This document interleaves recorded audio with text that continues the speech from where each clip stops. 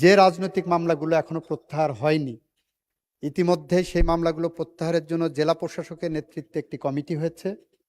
সেই কমিটির মাধ্যমে স্বরাষ্ট্র মন্ত্রণালয় হয়ে আইনমন্ত্রীর নেতৃত্বে আরেকটি কমিটি হয়েছে। সেই কমিটির কাছে আসলে আমরা সেটা যাচাই বাছাই করে প্রত্যাহারের জন্য যথাযথ সিদ্ধান্ত গ্রহণ করছি এবং করব।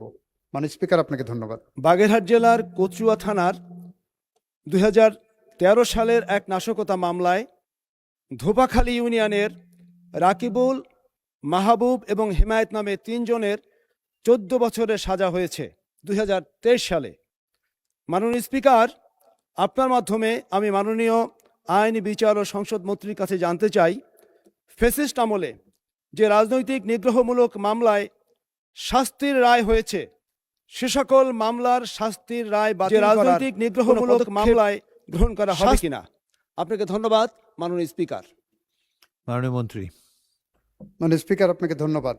মাননীয় স্পিকার, আপনার মাধ্যমে মাননীয় সংসদ সদস্য এবং জাতীয় সংসদকে অবহিত করতে চাই যে আমাদের যে লিগ্যাল স্কিম আছে, কাঠামো আছে, সেই কাঠামোর আওতায় 2023 সালে 14 বছরের যে সাজাটা হয়েছে তার বিরুদ্ধে যদি কোনো আপিল ফাইল হয়ে থাকে, সেক্ষেত্রে সরকার এই মামলা প্রত্যাহার করতে পারেন না।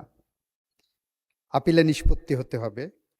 আপিলে যদি নিষ্পত্তি হয়ে যায় সেক্ষেত্রে ফৌজদারি কার্যবিধি 401 ধারায় ওনারা যদি স্বরাষ্ট্র মন্ত্রণালয়ে দরখাস্ত দেন, স্বরাষ্ট্র মন্ত্রণালয়ের মাধ্যমে আইন মন্ত্রণালয়ে মতামতের জন্য আসে, তারপরে রাষ্ট্রপতি এটাকে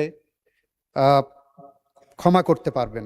আর একটা হলো সংবিধানের 49 অনুচ্ছেদ অনুসারে সরাসরি রাষ্ট্রপতির কাছে দেবেন, যেটাও স্বরাষ্ট্র মন্ত্রণালয়ের মাধ্যমে যাবে, আইন মন্ত্রণালয় ওখানে মতামত দেবেন শুধু। ফলে সাজাপ্রাপ্ত যারা আছেন তাদের মামলা প্রত্যাহার বা সাজা মওকুফের জন্য স্বরাষ্ট্র মন্ত্রণালয়ের মাধ্যমে যেতে হবে। আর যেগুলো আপনার অবগতির জন্য জানাচ্ছি মাননীয় সংসদ সদস্য, মাননীয় স্পিকারের মাধ্যমে, যে রাজনৈতিক মামলাগুলো এখনো প্রত্যাহার হয়নি, ইতিমধ্যে সেই মামলাগুলো প্রত্যাহারের জন্য জেলা প্রশাসকের নেতৃত্বে একটি কমিটি হয়েছে। সেই কমিটির মাধ্যমে স্বরাষ্ট্র মন্ত্রণালয় হয়ে আইনমন্ত্রীর নেতৃত্বে আরেকটি কমিটি হয়েছে। সেই কমিটির কাছে আসলে আমরা সেটা যাচাই বাছাই করে প্রত্যাহারের জন্য যথাযথ সিদ্ধান্ত গ্রহণ করছি এবং করব। মাননীয় স্পিকার, আপনাকে ধন্যবাদ।